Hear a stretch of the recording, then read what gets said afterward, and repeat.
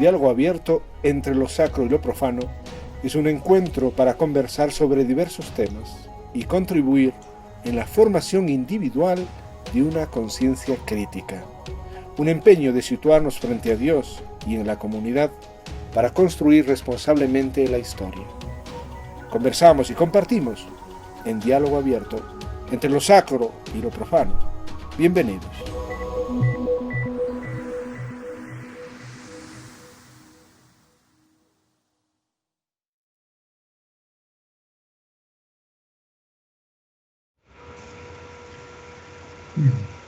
Buenos días, Mariel Saviteri. Para nosotros es grato tenerla en este programa. Además, con un tema que es bastante importante y sugestivo, porque se trata de hablar sobre la política, sobre la economía y la ética. Pero yo creo que hay tres elementos básicos en la economía. El que no entiende de la economía como un tema político, y adicionalmente, aunque parece medio fuera de foco, el tema militar. Son tres elementos básicos el que quiere entender el tema de la economía, y peor y mucho más si está interesada realmente en el problema del Estado. Desde el Estado, cómo hacer economía, si no va entrelazado entre lo político y lo militar. Para ubicar con claridad, en este país hay clases sociales, y básicamente los que detentan el poder son contrabandistas, en ese orden, contrabandistas, agroexportadores, banqueros, porque en el Ecuador casi industria no existe, ¿sí? Eso es un sector. El otro sector son la mayoría clase obrera y una enorme cantidad de sectores marginales que están al margen de la economía, que es el famoso subempleo en el Ecuador, que sobrepasa más del 60% de la gente. Y claro, tradicionalmente cuando los sectores populares no han estado de acuerdo con las medidas de las clases dominantes, han sido masacrados o golpeados militarmente. El caso del 15 de noviembre del 22, el caso de la masacre de Ashta en el 77, por ejemplo, y para ser más cercanos en las movilizaciones de octubre del año anterior. Claro, cuando las clases dominantes ven peligrar sus intereses, no tienen ningún empacho en utilizar el tema militar para reprimir y poner en el orden de nuevo todo el sistema económico y político. En esa lógica nosotros estamos viendo, usted fue parte de alguna manera del gobierno de Rafael, yo también fui parte del gobierno de Rafael, yo tengo felizmente muchas críticas al tema porque yo creo que se cometieron muchos errores. Y hay un tema que el propio Rafael Correa, un axioma que el propio Rafael Correa repetía muchas veces. No se puede hacer lo mismo con los mismos métodos y la misma gente, porque el resultado siempre va a ser el mismo. Pero yo creo que el compañero Rafael no entendió muchas de esas cosas y no le pretendo incomodar. Lo que pasa es que en estos espacios es donde tenemos que decir las verdades y ubicar temas claros que nos permitan aclarar, porque este es un espacio para descubrir la verdad, para crear conciencia, para crear seres humanos, ¿sí? Entonces yo creo que el tema del Rafael se equivocó muchísimo, primero en la elección de muchísima gente, ¿no?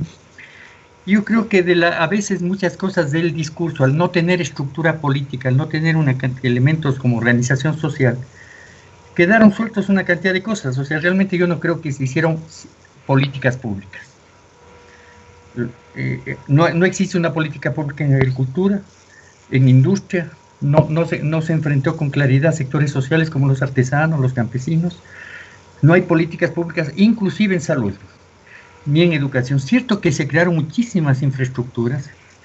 Yo cuestioné muchas de las cosas, se crearon infraestructuras, pero no se pasó a generar realmente políticas públicas.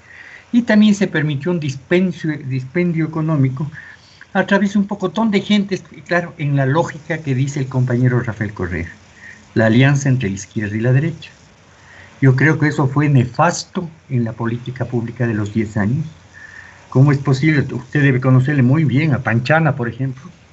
Panchana es un tipo de ultraderecha, o gente que de derecha, pero disfrazada de progresistas como Baroja y Pichincha, por ejemplo, que han hecho un daño enorme a la economía y al desarrollo propio del país. Frente a esto, o sea, ¿cuál es esta visión que usted tiene para proyectarnos para mañana? Sabiendo que este rato, con todo lo que usted le dijo, yo respeto y valoro lo de Rafael en muchas cosas, y además yo sí me opongo a la persecución política, porque Glass es un preso político, y el tema que no se puede impedir la participación democrática de la gente. Rafael Correa tiene todo el derecho de participar, Han hecho todo lo posible para impedir que participe la misma gente que él les puso en el poder y les dio un poder inaudito en los 10 años de Revolución Ciudadana. ¿Cuál sería la perspectiva que usted ve frente a toda la pandemia política que tenemos en este país en futuro? Y con la participación de ustedes, de hecho, en la política nacional. Bueno, en primer lugar, muchísimas gracias por la invitación. Realmente solamente el nombre me atrajo muchísimo para aceptar esta participación, y entendí perfectamente que detrás de ello había un concepto mucho más maduro de lo que era un diálogo y una entrevista, ¿sí?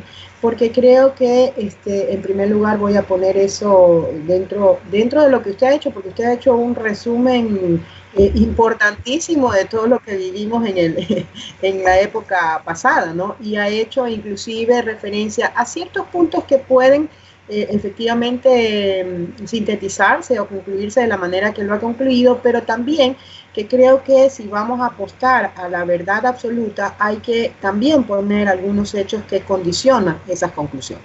Pero voy al primer punto. Decía yo que es importantísimo este tipo de diálogos porque uno de los elementos fundamentales que tenemos hasta hoy en día es que no sabemos manejar un punto de intervención en la sociedad que es fundamental, que es el conocimiento. El conocimiento dentro de lo cual se incluye la información, porque la información es parte del conocimiento. Entonces, ¿qué ocurre? Realmente estamos en un proceso social en donde evidentemente el grado de comunicación e información que tengamos modula y se posesiona más allá de tratar de a lo mejor imponernos una noticia. No, nos modula el pensamiento y construye algo que para mí es fundamental y es el punto clave en entender lo que pasó en el pasado y lo que estamos viviendo en el presente. ¿Y por qué? Porque se trata de modelar realmente en nuestra conciencia o en nuestras premisas para lo que constituye el cómo creer, ¿no, verdad? Modelan una serie de condiciones que nos llevan probablemente a conclusiones falsas, inclusive a creer en falacias, digámoslo así, ¿sí? Entonces, desde esa perspectiva, yo creo que, a ver, el punto fundamental, yo no lo vería, no tengo todavía una claridad absoluta en denominar en todo lo que faltó en el proceso anterior como un error, y le explico por qué. Yo creo que definitivamente cuando nosotros analizamos una sociedad, analizamos una serie de formas de intervención, y de alguna manera lo que tenemos que entender es que no solamente tenemos 200 años de que nos construyan una forma de pensamiento, sino que tenemos mucho más allá de 200 años. Tenemos todo un proceso cultural de colonialismo y demás que ha puesto en nuestro cerebro una estructura de pensamiento, a lo que yo llamo rezagos en el pensamiento. Entonces, ¿sabe cuál es el problema? O el problema que nos pasó a todos, no solamente a Correa, nos pasó a todos los que nos declaramos en pro de un proyecto político, en la construcción de un proyecto político, que no nos dimos cuenta de que nosotros mismos teníamos grandes rezagos de un tipo de pensamiento en el cual supuestamente estábamos combatiendo. Y a eso es lo que en la práctica yo llamo, cuando digo proyectándome hacia el futuro, a lo que necesita el país, yo digo que una de las cosas que tenemos que fijarnos hacia el futuro es, primero, en el elemento de disputar el poder, y segundo, en el elemento de construir las herramientas que sean coherentes con lo que estamos planteando, ¿sí? Ya en la práctica. ¿A qué me refiero? Me refiero a que, por un lado, debemos de temer a los rezagos que nosotros tenemos del pensamiento. ¿Por qué? Porque hemos construido en nuestra mente, hemos construido la solución, y sobre todo en el plano económico, como una ley natural, la solución que nos presenta el capitalismo. Es decir, decimos que es verdad en sí mismo las relaciones de producción que tenemos. Y entonces resulta que es muy difícil romper con el esquema, por ejemplo, de que una sociedad concentradora es igualmente necesaria en un proyecto progresista. Cuando en realidad, lo que tenemos que entender es que ese proyecto que nos han metido en la cabeza no es una ley natural, es una opción. Y que como contraparte de esa opción hay otras opciones que pueden significar una distinta forma de vida. El problema es que los propios ejecutores de esa nueva opción tenemos en la cabeza rezagos de la anterior. Y esas son las que yo considero, no son errores, son los elementos que en el camino tenemos que ir destruyendo nosotros mismos a partir de ser conscientes de ello. El verdadero error, en todo caso, si existe, es nosotros mismos no darnos cuenta de esas falencias como promotores de un proyecto político distinto, como promotores de un proyecto político alternativo. Entonces usted me habla, por ejemplo, y yo estoy de acuerdo. De hecho, una de las razones por las cuales yo salí en el 2010 de este proyecto político, el cual no forjé en el momento en que lo presentó la Revolución Ciudadana. Yo lo forjé desde que era una adolescente, niña si se quiere, a lo mejor no conscientemente, sino desde la perspectiva de las reacciones que causaban ciertos elementos. Es decir, yo me adherí al proyecto político de Alianza País porque reflejaba una alternativa de lo que en mi vida había tenido la necesidad de encontrar y que no existía en el Ecuador. Entonces, una de las razones por las cuales yo logro una instancia, yo lo he presentado de esta manera ante el público para que se me entienda, más o menos como la canción de Plaza Sésamo. Aquí hay una cosa que no es como las otras, es diferente de todas las demás. ¿Por qué? Porque yo en algún momento sentí que no era parte de un equipo, pero no como parte del proyecto político del pensamiento, sino como su ejecución.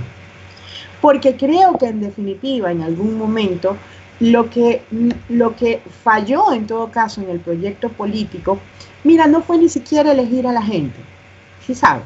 Sino que yo lo veo desde la perspectiva de, no fue el darnos cuenta de los rezagos que nosotros mismos teníamos en la mente para dar respuesta a nuestra verdadera opción.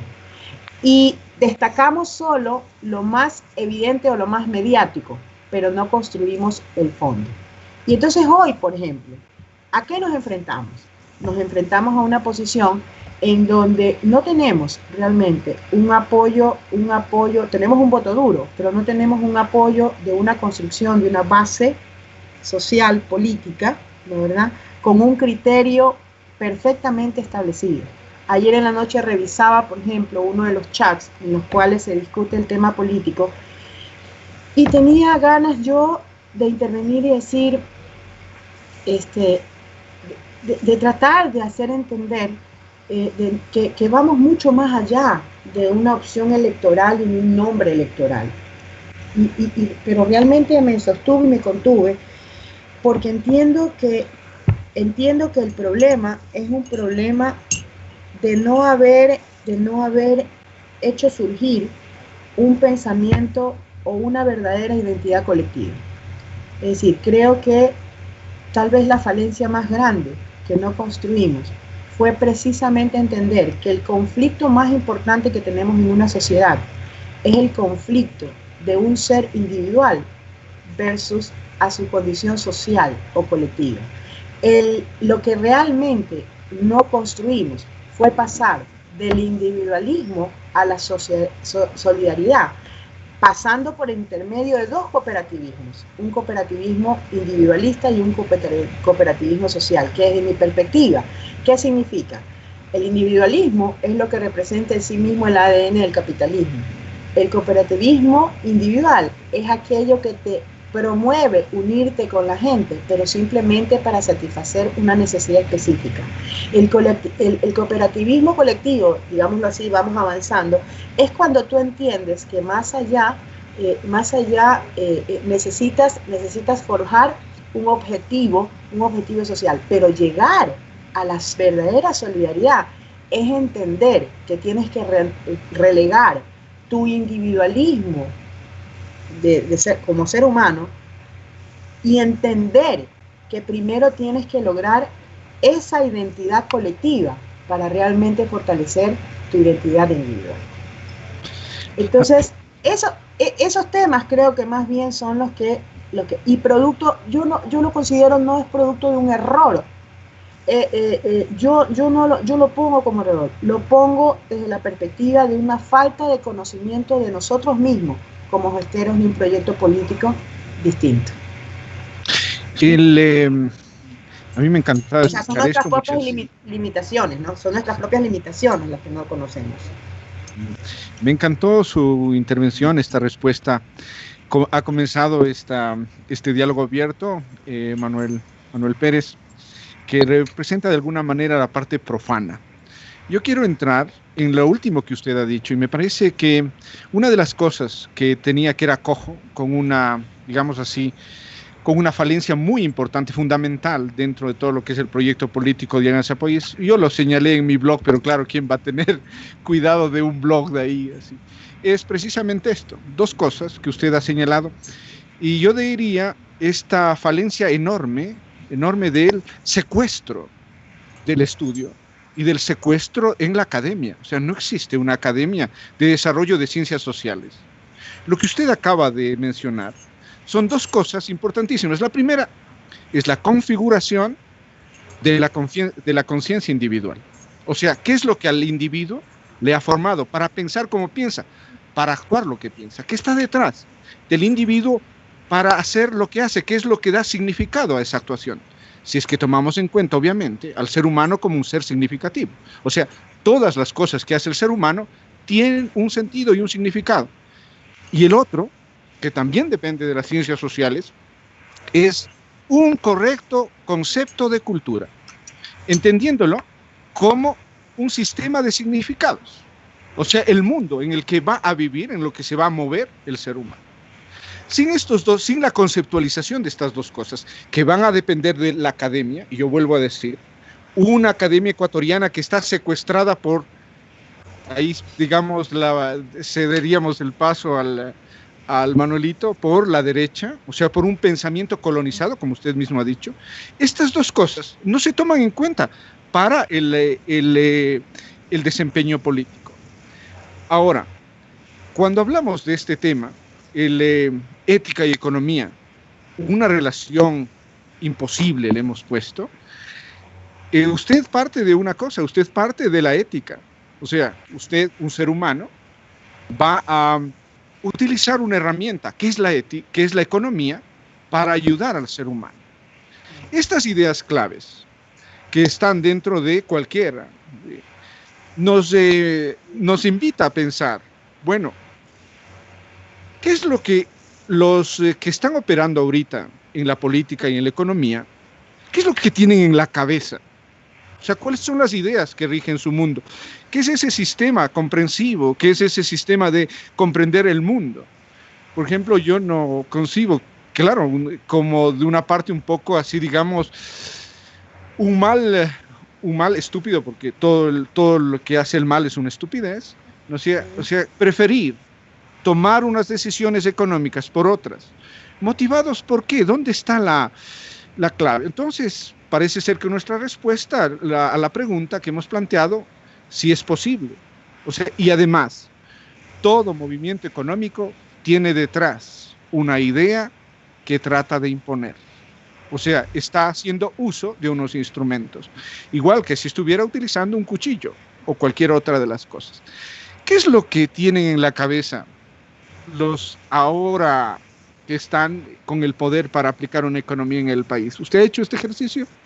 Pero por supuesto, y me voy a remontar un poquito también a las premisas que haces tu pregunta, porque efectivamente, realmente cuando yo hablo de que las herramientas no son coherentes con las instituciones que proponemos dentro del proyecto político, me estoy refiriendo, por ejemplo, a que la universidad, a que todo el sistema educativo utiliza herramientas que no son coherentes con un proyecto o con una propuesta política como la que hacemos, y que tiene en sí mismo una relación de vida, incluyendo la parte económica. Por ejemplo, los sistemas educativos han dado un cierre tajante a lo que es el pensamiento crítico. ¿Por qué? Porque es evidente que si tienes una masa que es excluida,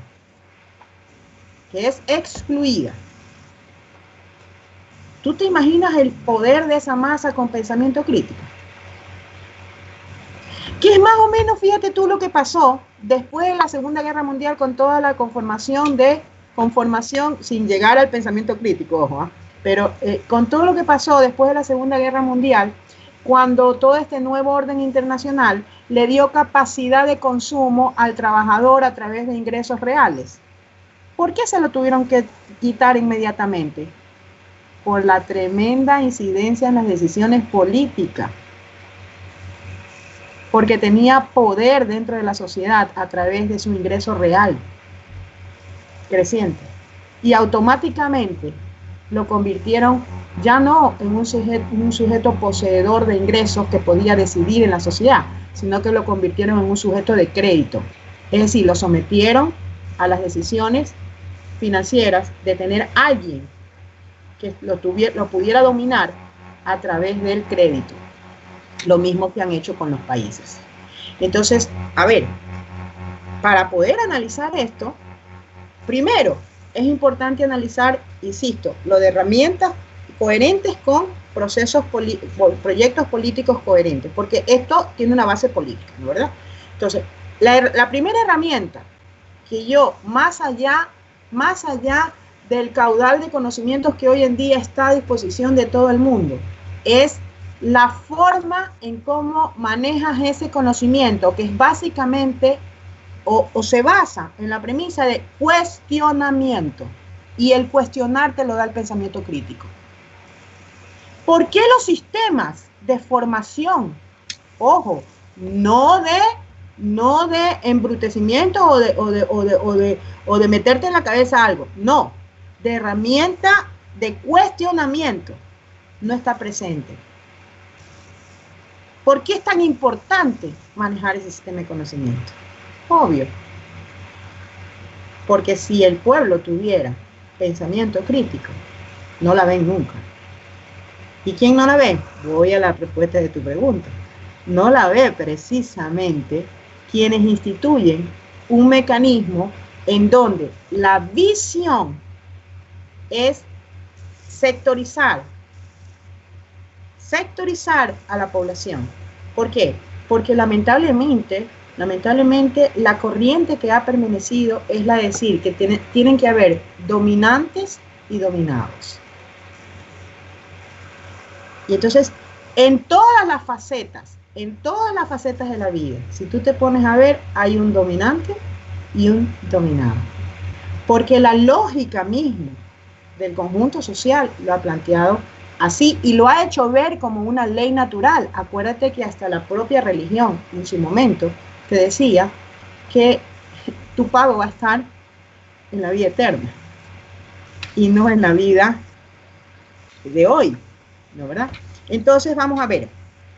Yo he dicho en muchas ocasiones, lo he explicado de otra manera, y he dicho que cómo es posible que maneje el Estado gente que ha sido educada con la concepción de que el Estado no existe o que el Estado debe ser mínimo.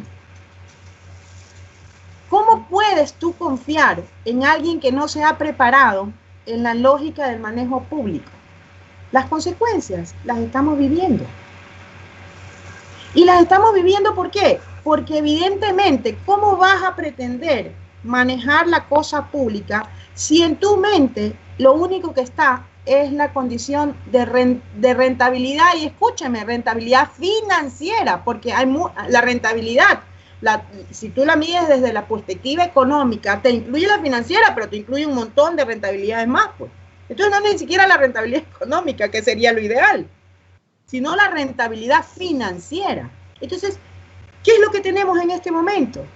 Lo que tenemos en este momento es gente que ha sido preparada dentro de una visión de rentabilidad financiera y dentro de una visión de desprecio a lo que es la identidad colectiva, dentro de una visión que ha venido estructurándose en estos sistemas educativos que los tienen cooptados.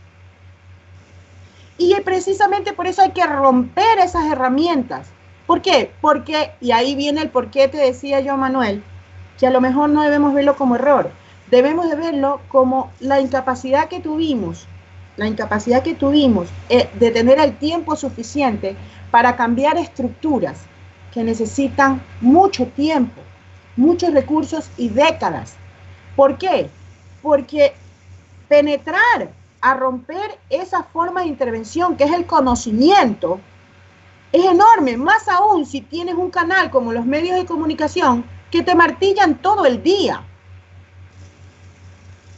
Pero adicionalmente, ni siquiera, escúchame, yo fui profesora de economía y ni siquiera te rescatan el sentido de cómo tú crees o dejas de creer, ni siquiera te ponen la posibilidad de cuestionar el hecho de que tú no partes de lo general a lo particular, sino que cuando construyes comportamientos de vida, partes de lo particular para poder generalizarlo.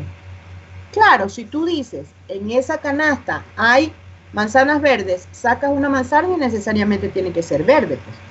Pero si tú en la canasta dices, alguna manzana es verde, corres el riesgo de que una sea roja, pues, ¿verdad?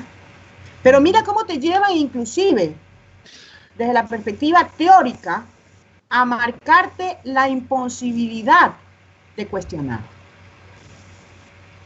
¿Sí? Cuando se trata de economía, y esto me gustaría profundizar antes de Manolito, para dejarte un poco del chance que vea, usted se formó, María Elsa se formó tiene una alma mater católica.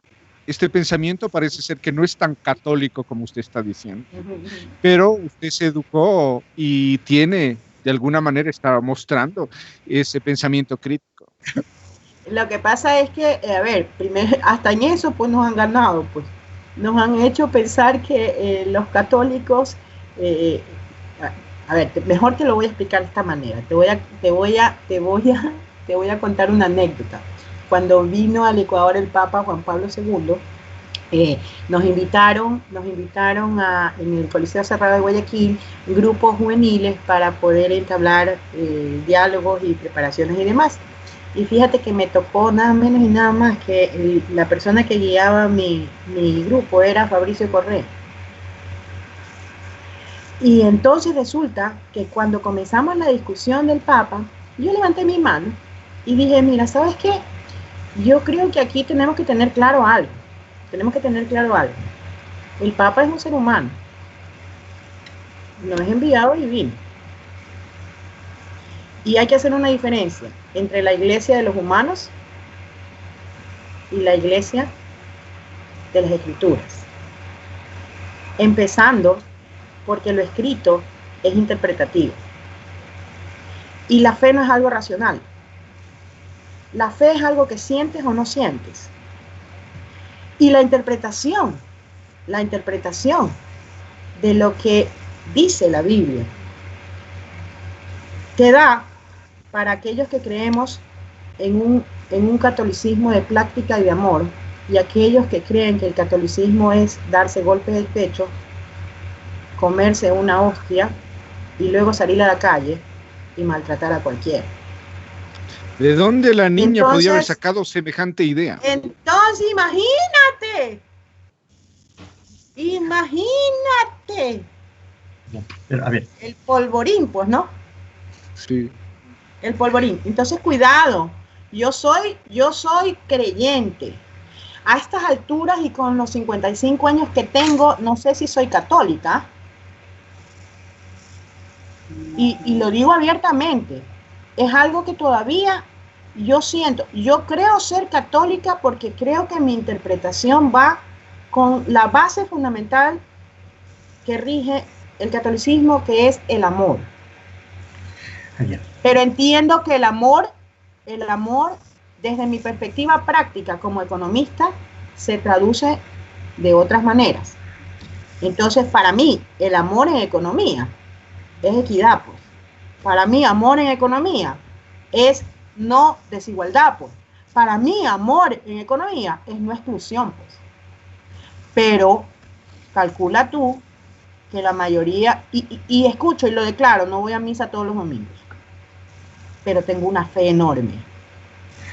A ver, María, a ver, yo le quería hacer... No, María Elsa, no, María Elena es mi prima. Yo tengo un problema, porque además en estas generalidades uno se puede perder también, porque además yo creo que inclusive en la visión de los cristianos, o sea, se entiende que el cristianismo es justicia, lucha por la verdad, es un papel profético, claro, cosas que tampoco se hizo en el gobierno anterior, se permitió y se desarrolló eso. Bueno, no es un problema del gobierno, es un problema de los propios sectores de iglesia que no tienen opción. Yo creo que el Papa Francisco está fuera de foco en el Ecuador, no existe, para empezar.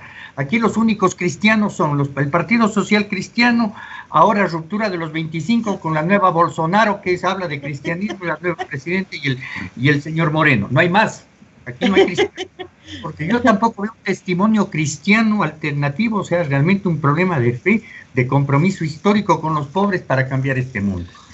Pero lo que usted dice, o sea, yo creo, a ver, usted ha hecho algunas apreciaciones o ha ubicado algunos temas. Yo creo que el tema del capitalismo, el tema de los rezagos, yo creo que son temas importantes que sería bueno discutirles, el pensamiento crítico y el cuestionamiento fundamentalmente. Yo creo que un problema gravísimo en el tema de la revolución ciudadana es que no se pudo desarrollar pensamiento crítico, ni adentro, peor afuera. No hubo cómo. Todos aquellos... Hay que situarse en la coyuntura. No, es que la coyuntura es la misma. Yo cuando empecé el Movimiento País con Rafael Correa, inclusive a nosotros nos impedíamos poder desarrollar estructuras sociales y organizaciones sociales con sectores sociales. Patiño, uno de los primeros detractores de que no se puede trabajar. Por ejemplo, yo trabajé en el oro. La gente de Puerto Bolívar quería trabajar. Patiño mandó una orden donde impedía que podamos trabajar con eso, porque obviamente, no sé si es un tema de coyuntura que se está repitiendo hoy día. El partido en Machala era para el PRE, en Los Ríos era para el PRE, en Guayaquil y Esmeraldas para el PRE, en Ibarra, en Imbabura, en Chimborazo para la democracia cristiana, en Pichincha para la izquierda democrática. Y se está volviendo a repetir lo mismo, o sea, no había ninguna posibilidad de crítica. Y cuando empezábamos a criticar, yo inclusive tengo una amenaza todavía, obviamente el tipo nunca lo va a hacer, del famoso Baroja, porque le denunciaba todas las pillerías que hacía en el Consejo Provincial, por ejemplo. Hasta la fecha, todo está tapado hoy por la misma gente de Revolución Ciudadana en el Consejo Provincial de Pichincha. O sea, ese pensamiento crítico nunca se dio. No se olvide que estuvimos 10 años en el poder. 10 años. ¿Dónde está el pensamiento crítico en las universidades? ¿Dónde está la pertinencia de las universidades con el tema de la producción en este país? No había. Además yo creo que no hubo pensamiento crítico, porque por ejemplo había un tipo llamado Espinosa, que terminó siendo morenista y que hoy es embajador, que dicen que es otro de los financistas con plata del Seguro Social ecuatoriano. El señor lanzó una ley reformatorio planteó un nuevo código de trabajo, que era violatorio de todos los derechos de los trabajadores, que hoy lo está aplicando Moreno, que se violentaban todos los derechos y todas las relaciones internacionales con la Organización Internacional del Trabajo. Manolito, pero estás hablando del caos que estamos, porque se nota... Por eso, un poco yo quiero volver a lo mismo. Terrible ahí. Estamos volviendo a lo mismo. Ustedes dicen que tienen pensamiento crítico. Por eso, a mí me interesa realmente yo quiero a mi país. Yo quiero cambiar estas cosas. Pero no es lo mismo y volvemos a lo mismo. ¿Dónde está el pensamiento crítico? Cuando volvemos a un Bolívar Armijos, que es un tipo de unos alcances y de unos niveles de corrupción impresionantes en las juntas parroquiales, a un señor Aguilar, binomio de Bucarán, a un ex prefecto del Guayas, a toda esa gente que inclusive tuvieron todas las ventajas políticas con el Rafael Correa, ruptura de los 25, la familia Vicuña, puras trincas, puras cosas. Estamos volviendo. ¿Cuál es el cambio? ¿Dónde está la autocrítica? ¿Cómo volver a construir otra cosa? ¿Cómo volver a creer en este proceso que plantea Rafael si está volviendo a lo mismo sin plantear lo otro? O sea, ¿qué se hizo, por ejemplo, en economía popular y solidaria? Cero. ¿Cómo se llama? Manolito, estás hablando un poco para el lado para el lado dentro de ti, como decía María Elsa, de lo que pasó en ¿cómo se llama? En Rafael Correa. no estás, para mi modo de ver, no estás profundizando precisamente en eso, o sea, en lo que se está señalando. O sea, ahorita el Ecuador tiene una falla enorme de un bien común. Los ecuatorianos no tenemos un bien común a donde empujar todos a la vez. Que ahí mismo tienes un problema que tú mismo creo que hiciste, el suma causa. ¿Qué cosa es ese suma causa y cuántos están por ese suma causa? O sea, yo creo que para tener, por ejemplo, medidas de acuerdo económicas, tienes que tener los fines claros. Si no tienes fines claros, que vayan a ayudar a todos, ¿a dónde vas a ir? Y precisamente en esto está el Ecuador. Espérese un ratito, a ver, permítame. Verás, cuando tienes, espérate, María, solo quiero plantearte una cosa, María Elsa. Cuando tienes un problema gravísimo, por ejemplo, ¿hacia dónde iba la economía con el tráfico? Cuando tienes que los grupos monopólicos y la banca tienen unos ingresos enormes en un proceso de 10 años, cuando tienes además un problema gravísimo, el propio Rafael Correa reconoce que no se prestó recursos económicos del Banco de Fomento ni de la Corporación Financiera Nacional a los campesinos, sino a los mismos de siempre. Cuando todo lo que se manejó como el famoso 555, que era $5,000, 5 años de plazo y 5 de interés, nunca se concretó.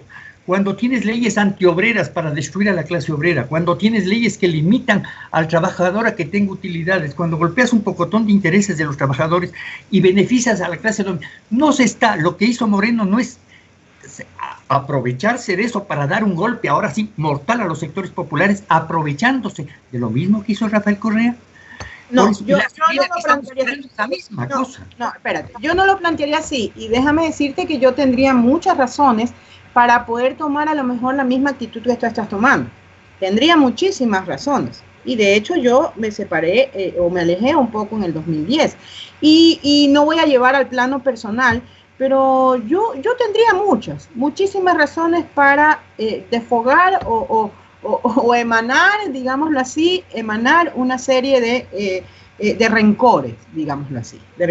Pero ¿sabes cuál es lo que yo observo? Yo creo que definitivamente, en primer lugar, no puedes plantearlo solamente desde la perspectiva de todo lo que faltó o de todo lo que no se hizo en la línea definitiva y concreta. Primero, porque déjame decirte que tuvimos 10 años, pero 10 años no es nada para institucionalizar un país rompiendo unas estructuras tan fuertes construidas no de 200 años, sino de muchísimos más. Yo creo que, y por eso el tema de el debilitamiento que tenemos. Segundo, yo creo que definitivamente si tú miras los resultados prácticos, aunque coincido contigo en que no están estructurados o establecidos dentro de esa solidez, digámoslo así, que debía de manejarse en las instituciones o que se tiene que construir en las instituciones, yo creo que definitivamente ves una diferencia enorme. O sea, yo creo que en el proceso de la década pasada se lograron cambios prácticos, digámoslo así, resultados, digámoslo así. Creo que definitivamente no son sólidos y justamente eso es lo que hay que aprender de la experiencia pasada. Creo como tú que, y de hecho lo he cuestionado, creo como tú que definitivamente, por ejemplo, en el plano de quiénes son realmente, y que por eso se contribuyó a no hacer sólido un proceso y a no construir desde cero, creo que definitivamente existieron personas que no corresponden o que no son verdaderos progresistas, digámoslo así, ¿no? Es más, yo he sido muy franca al decir que el que nace pipón ni aunque lo fajen, pues. Y una de las cosas que hay que aprender es a verificar cuál ha sido la historia de vida de las personas. Porque cuando yo digo el que nace pipón ni aunque lo fajen, ¿no, verdad? Me refiero a que de la noche a la mañana alguien que estuvo en la derecha no puede de la noche a la mañana ser de izquierda. Más aún cuando supuestamente en la historia tú naces siendo de izquierda y a medida que va pasando el tiempo te vas derechizando. Pero déjame terminar, por favor. Entonces, sí, pero antes de eso yo quisiera que anotara lo siguiente, porque hace falta explicar esto. ¿Qué es ser de derecha y qué es ser de izquierda? Yo creo que ser de derecha y ser de izquierda es sencillito. Ser de derecha es tener como tu eje de vida el individualismo personal. Y ser de izquierda es tener como tu eje de vida la identidad colectiva, el individualismo social, digamos así, o el esquema social del ser humano.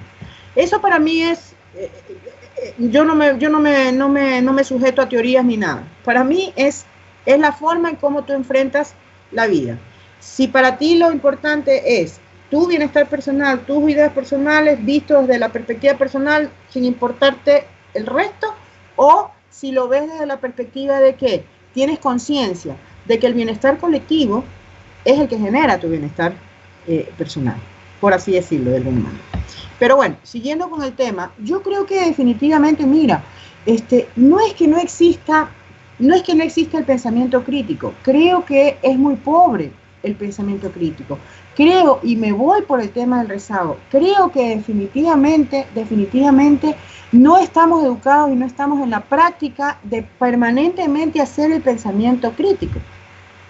De alguna manera, creo que se confunde enormemente entre lo que es seguir los planteamientos de un líder, ¿sí?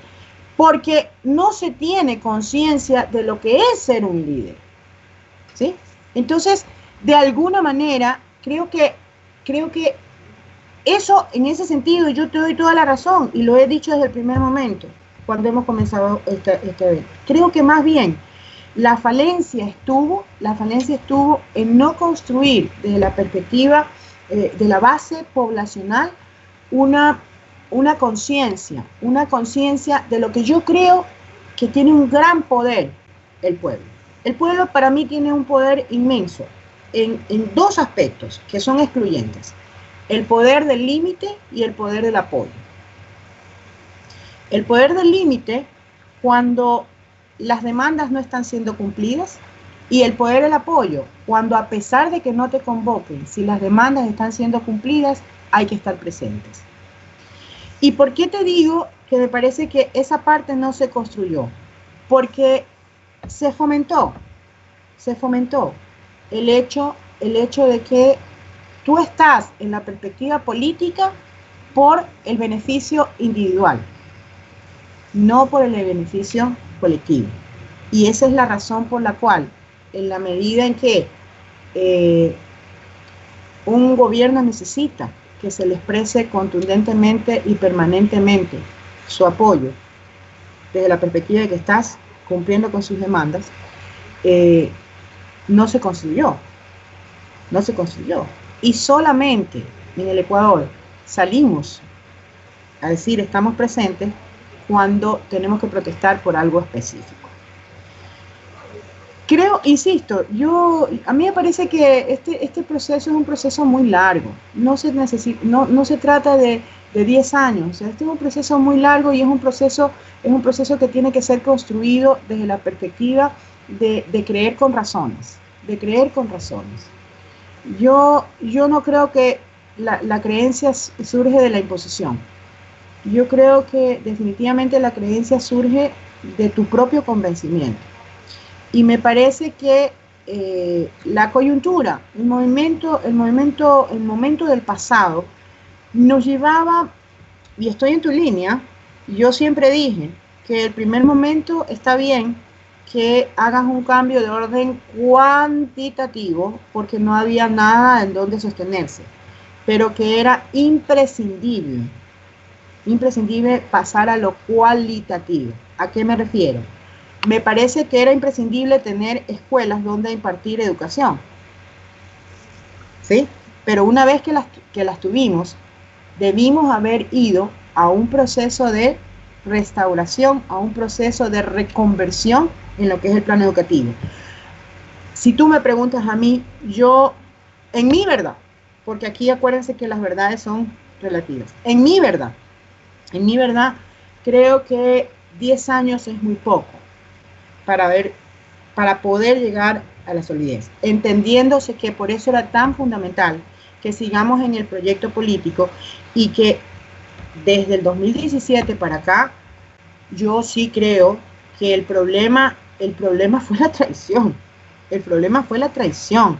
El problema fue la traición. Yo creo que no puedes indilgarle toda la culpa a una selección mañana de una persona. Es más, yo de alguna manera creo que todos los ecuatorianos deberíamos en determinado momento pensar que el 60% de los ecuatorianos, más del 60% de los ecuatorianos, por la mediática antes de la famosa consulta del 13.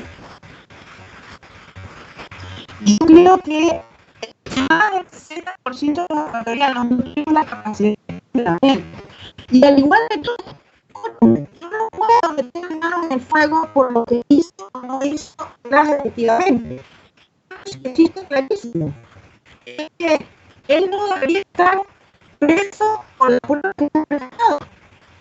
¿Me explico? O sea, definitivamente, las pruebas que tenemos no llevan para que él esté preso. Como si estuviese en una confrontación de coidearios. Ustedes están analizando de un proceso en el que han estado metidos y que les ha salido mal. Lo que yo inicio y lo que yo quiero profundizar en algo es, por ejemplo, esto, que la ignorancia, o sea, la falta de saber, lo que decía María Elsa hace poco, sobre las ideas, y eso es antropología, o sea, es la concepción del hombre en sí, tal como está. Eso no tenían ni idea. En este caso, lo que ustedes están defendiendo, su proyecto político. O sea, ahí hay un error enorme de fondo. ¿Qué cosa se hace para defenderlo? O sea, si es que yo tengo en mi mente el hecho de educar esclavos y mis servidores, les voy a mandar a que sean unos servidores, una educación genial, pero para servidores. O sea, no voy a hacer un proyecto realmente que vaya a lo que se decía anteriormente, de pensamiento crítico, porque está la idea de que unos son los que mandan, otros son los que obedecen y se acabó. O sea, no es una idea democrática, eso es absolutamente una tiranía, una cosa, un absolutismo. Y en esto entramos en una parte exquisitamente ética, o sea, exquisitamente. Esto significa que, ¿cuál es el límite que tiene el poder? Si no parece la existencia de una ética concreta, o sea, en este caso, Francisco también se lo ha nombrado ahora. O sea, es decir, una industria que tenga desechos, absolutamente responsable. No, porque es que precisamente se percibe que existe esos rezagos, esos errores, etcétera. ¿Se sabe cuáles son para poder solucionarlos? No, mira, precisamente yo creo que lo que siempre uno debe de temerle más es a uno mismo. Y en muchas ocasiones esos rezagos no son evidentes para uno mismo. Entonces, en realidad, son lo que se llama como errores por omisión. Yo no le voy a decir errores de buena fe, porque no son de buena fe. Yo hablo errores por omisión.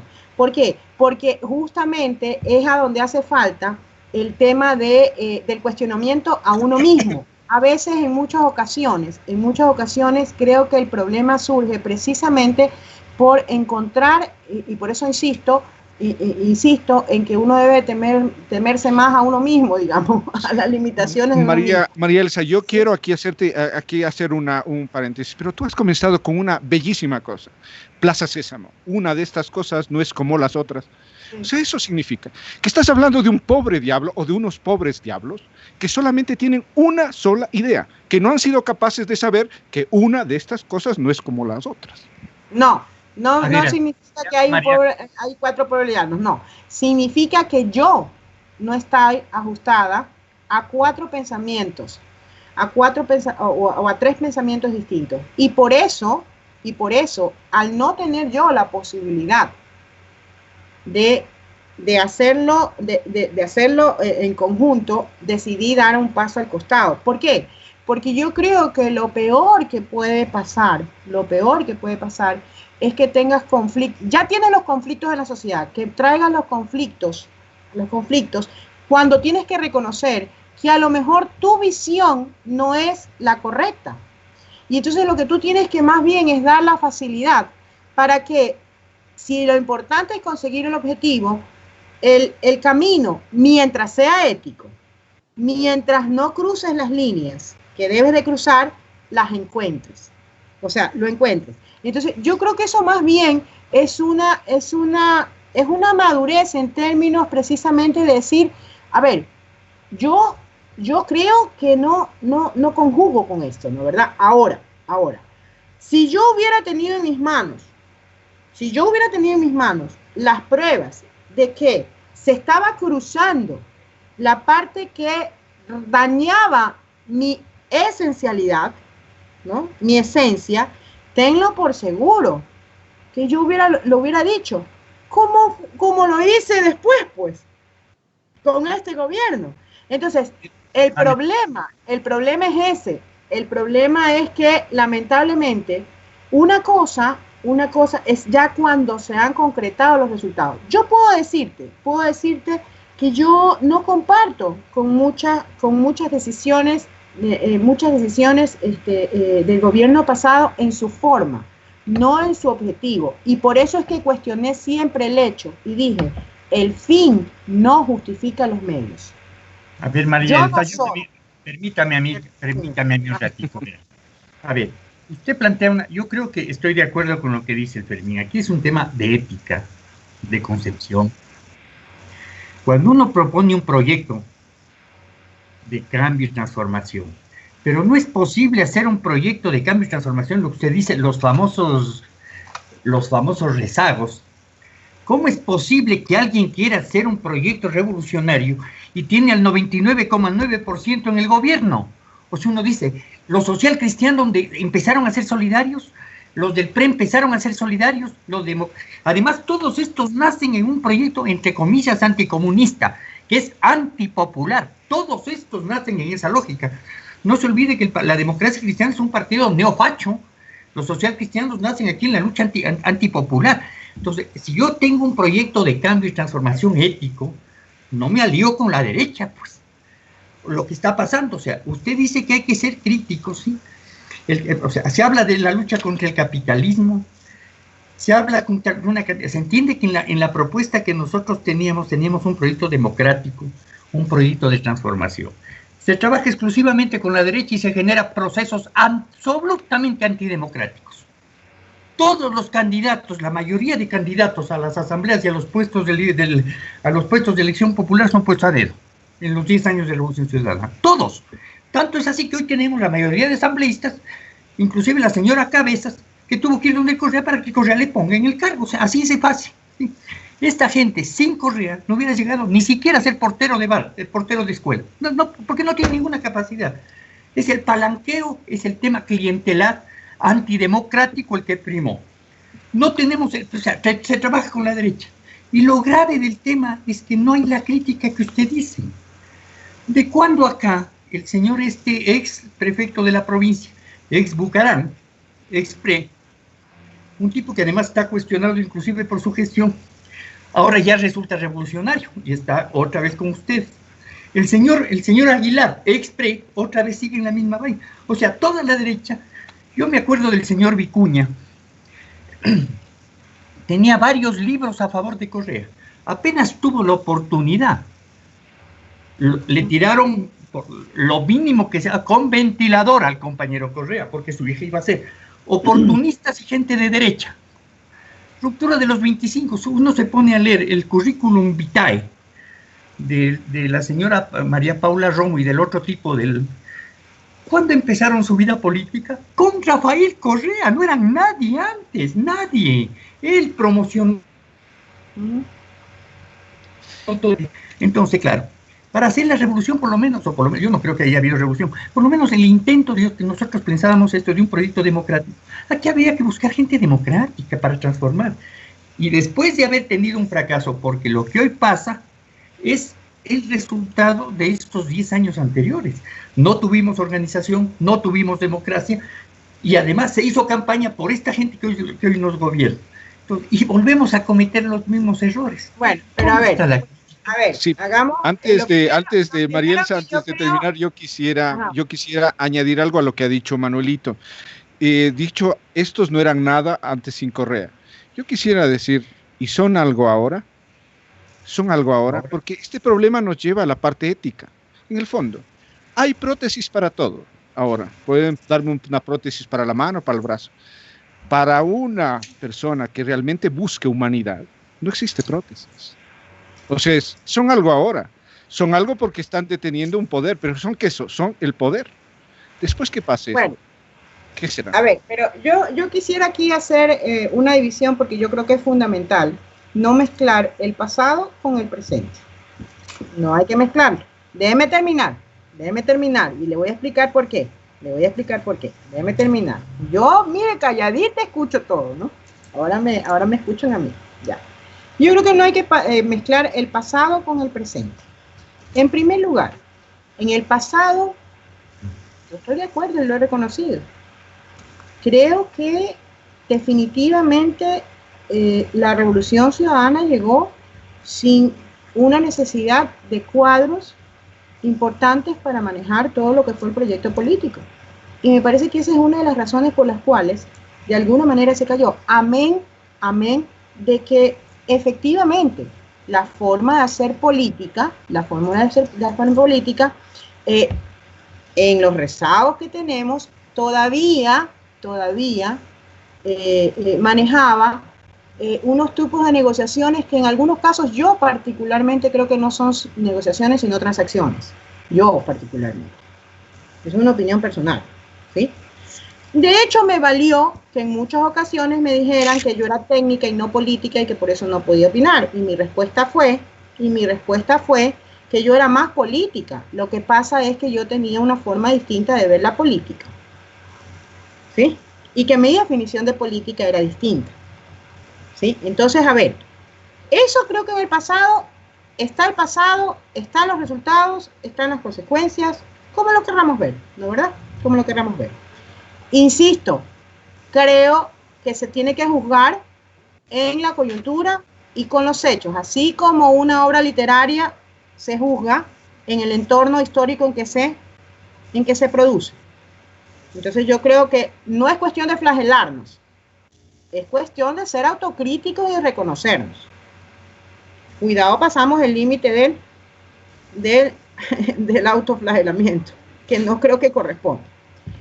En la situación actual, lo primero que yo les pregunto, ¿ustedes han escuchado que existen candidatos? Sí. Porque lo que yo hay autodenominados precandidatos. De hecho, yo he frenado, escúchame, de hecho, sí. No. De hecho, yo he frenado porque debo decir que a mí no sé de dónde salen y me han lanzado como precandidata.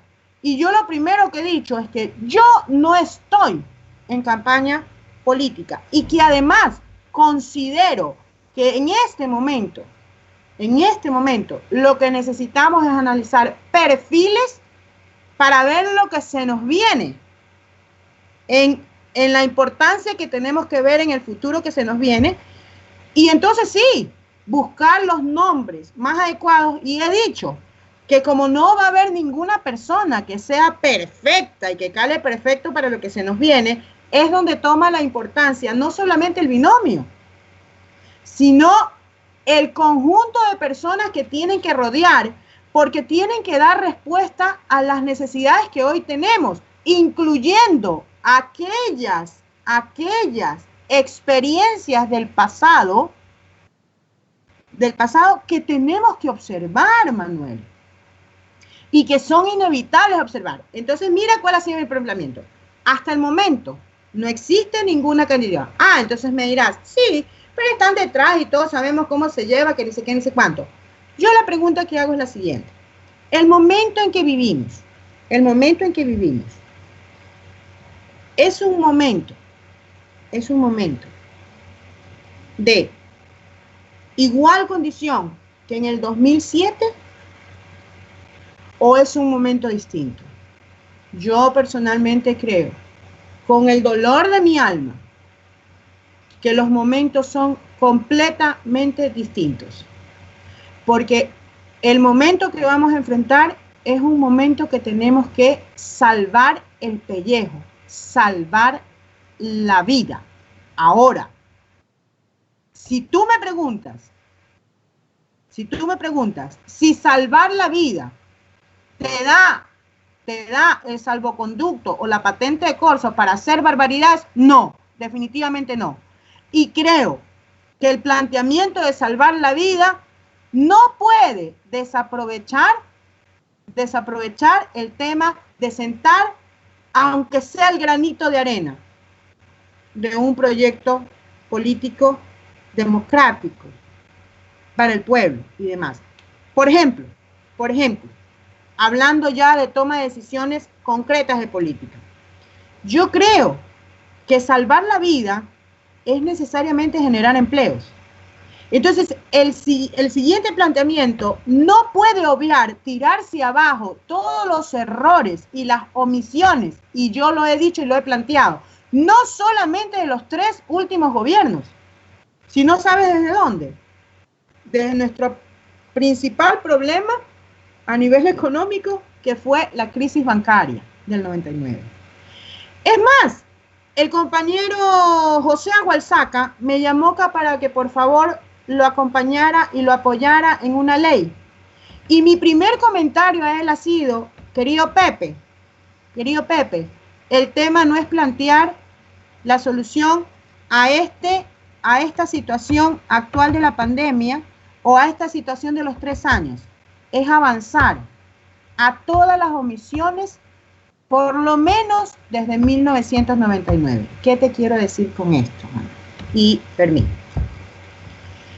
Lo que les quiero decir es que yo creo definitivamente que el futuro que tenemos que enfrentar es un futuro en donde la prioridad es definitivamente la vida. Que esa vida tiene que guardar los términos éticos. Es decir, yo por salvar la vida no voy a vender mi alma al demonio. Discúlpenme si menciono a un inmencionable Fermín. ¿No, verdad? Un inmencionable. ¿No, verdad? ¿No? Al patrón de todos sería más bien. Yo creo, ¿no, verdad? Yo creo que yo no vendería mi alma al diablo. Lo que sí es plantearía estratégicamente, la necesidad de que si necesito convocar al 99% de los ecuatorianos, porque el 1% es el demonio, ¿sí? Yo los convoco. ¿Qué es lo que no haría? Lo que no haría es poner a cuidar el queso del ratón. Te cuento una anécdota como viceministra de Finanzas. Cuando yo era viceministra de Finanzas, el entonces ministro de Finanzas, que era Fausto Ortiz, nada menos y nada más que Fausto Ortiz, y actualmente ya sabemos quién es Fausto Ortiz, ¿no, verdad? Miembro del Consejo Económico que me planteaba Fermín, esta gente que tiene en la cabeza, ¿no, verdad? Me dijo que para X puesto, ¿por qué no poníamos a X personas que conocíamos los dos de hace muchísimo tiempo? Y mi respuesta fue, Faustito, ¿cómo se te ocurre poner a cuidar el queso al ratón? Y me dijo, sí, tienes razón. ¿Qué es lo que te quiero decir? Lo que te quiero decir es que hay muchísimas formas. En la última parte de nuestro programa tenemos que cerrarlo, aunque es un diálogo abierto, precisamente se nos queda abierto. Yo creo que el imperativo ético es imperativo en este momento. Claro, un imperativo ético que no sea el que vimos en la película de esta de Batman y el Guasón, ¿no? Que dice, esta ciudad se merece un nuevo tipo de ladrones. Claro, porque claro... Claro, ellos también se mantienen con lo que creen que se pueden poner, ¿no? No, es que en el Ecuador, te cuento, alguien que quiero mucho me dijo, en el Ecuador hay que ser rico, aunque sea honestamente. Mira lo grave, es el mismo imperativo de Batman, ¿eh? En el grado de mi sobrina, que es en económicas de la Católica de Quito, lo digo con todas las palabras, el tipo que estaba presidiendo el tribunal y después de esto que tenían ni sé qué masterados, hablaba solamente de lucro, al final me acerqué y le dije, oiga, pero yo no escuché ningún átimo de sentido, de dignidad de la persona humana, de servicio al... No escuché nada. Y entonces él me dijo, es que eso es otra cosa. Y yo le iba a decir, bueno, pues seguramente esta no es la Universidad Católica, o al menos ese señor no debía estar ahí. El imperativo ético me parece absolutamente importantísimo. Y reconociendo lo que ahora ha dicho, María Elsa, que es el hecho de tener en cuenta el factor antropológico, o sea, lo que somos los ecuatorianos. Unos resentidos, que existe un resentimiento, ¿quién puede dudarlo? Y de esas ganas de querer hacer lo mismo que hacía otro, o sea, querer ser los patrones que fustigaban a los sirvientes, eso es lo que, para eso quieren el poder, es lo mismo. En el caso sería, como hemos citado la película esta, ¿no? De un tipo diverso de ladrones, pero al final son ladrones mismo. Quisiera, para terminar, no sé, unas palabras, Manuel, María Elsa, con nuestra gratitud, y luego yo cerraría el programa. Manuelito. Yo sí creo que en el tema ético y la economía, yo creo que hay que plantear cosas. O sea, yo creo que se puede hacer un gobierno de izquierda para trabajar para los 16, 17 millones de ecuatorianos, donde entra la derecha y entra todo el mundo. Pero hay que ser ético. Yo creo que el gravísimo error es lo que tú decías, Fermín, no tener claro qué es democracia, qué es ética, qué es economía y a dónde vamos. O sea, durante todo la época, yo creo que se hicieron algunos pequeños avances en términos de infraestructura, en términos de dignidad. Yo creo que una de las tesis, ponte el término de la soberanía, es cierto, pero también se hicieron cosas así muy graves como estas, el no creer que la democracia se hace con el pueblo y no se hacen con trincas familiares, el no creer que se puede hacer un proyecto de izquierda con gente de izquierda, o por lo menos ni siquiera de izquierda, un gobierno democrático con gente democrática, porque no es posible que los que han gobernado y han sangrado este país durante 500 años de pronto hayan cambiado y quieran, qué sé yo, garantizar derechos de los trabajadores. No van a hacer.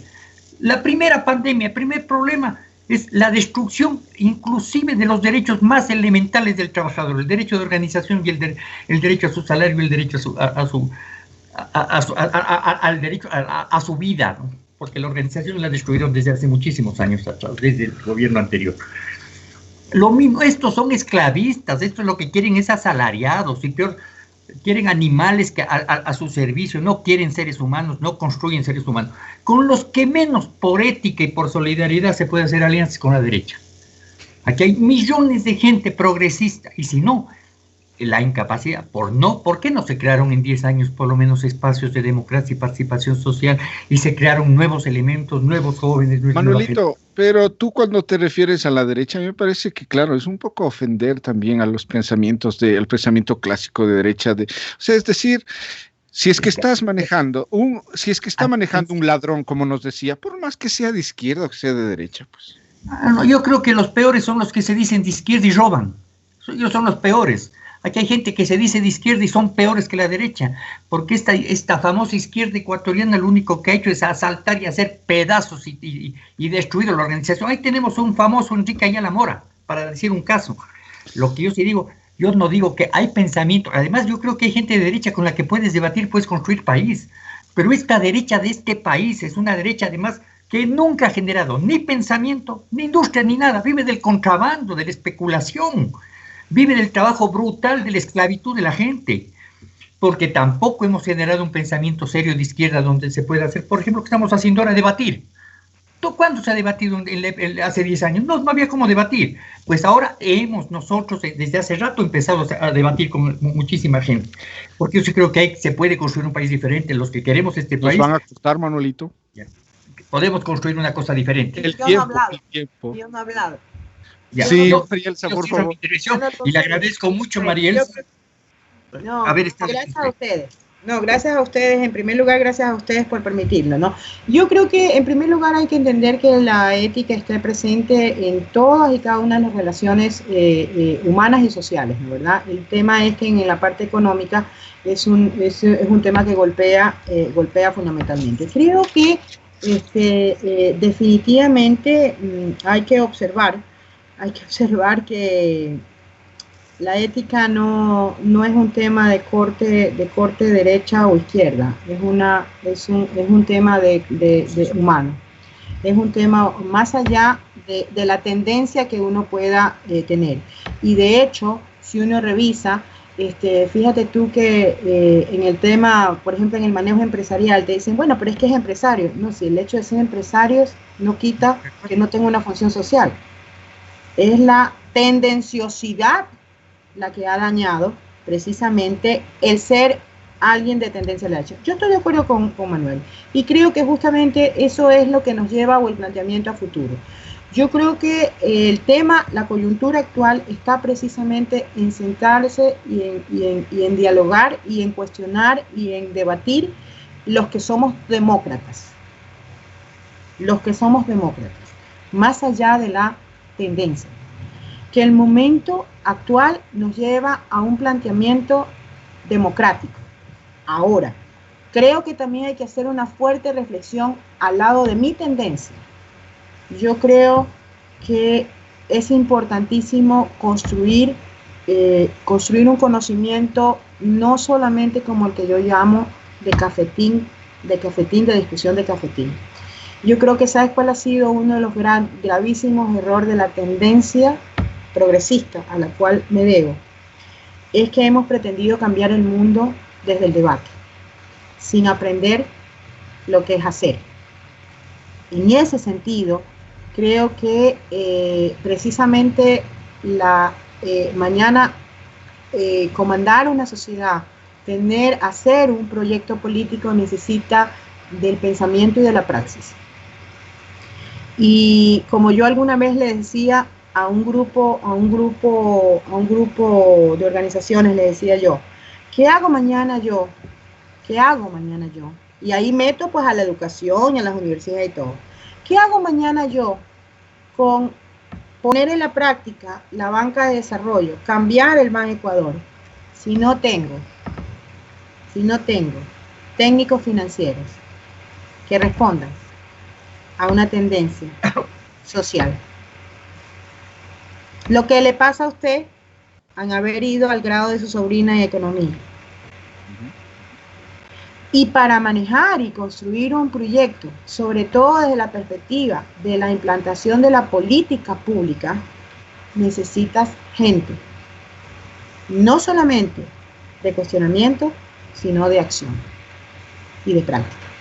Y eso creo que es un aprendizaje muy importante. Por eso es que, de alguna manera, esto lleva tiempo, Manuel y Fermín. Esto no se construye de la noche a la mañana. Y creo que tenemos que aprender a saber elegir, y en eso estoy de acuerdo contigo, Manuel, saber elegir a los demócratas que no impidan la introducción del cuestionamiento para determinar cuál es la tendencia en la que crees. Pero necesitamos evidentemente construir un conocimiento para que la praxis de ese proyecto pueda ser eficaz y pueda ser eficiente, ¿sí? E insistir, para mí la ética no solamente es en la parte económica, es en todos los sentidos, en todas las aristas de tu vida, pero que evidentemente, al ser la primera necesidad del ser humano, como yo digo, parar la olla, ¿no, verdad? Y el parar la olla se logra con lo que tú puedas generar con tu trabajo, evidentemente te condiciona todo el comportamiento social. Y desde esa perspectiva, no es ofensivo para la derecha. El planteamiento y la lógica de la derecha tienen el ADN condicionamientos que no son éticos. Nos queda por conversar, María Elsa. Gracias por este momento. Yo creo que seguiremos conversando sobre este tema y sobre muchos más. Gracias por permitirnos, por aceptar esta invitación.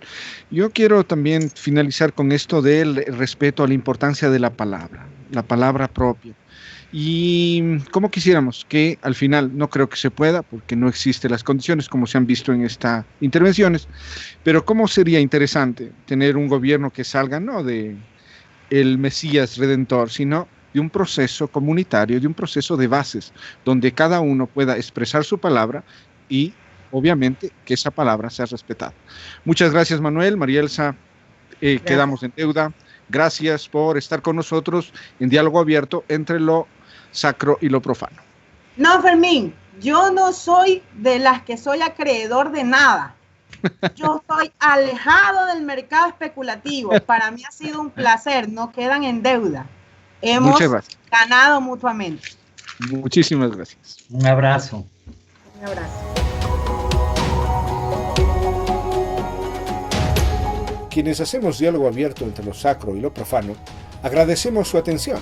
Esperamos sus comentarios y sus sugerencias, en este afán de construir responsablemente la historia. Hasta pronto.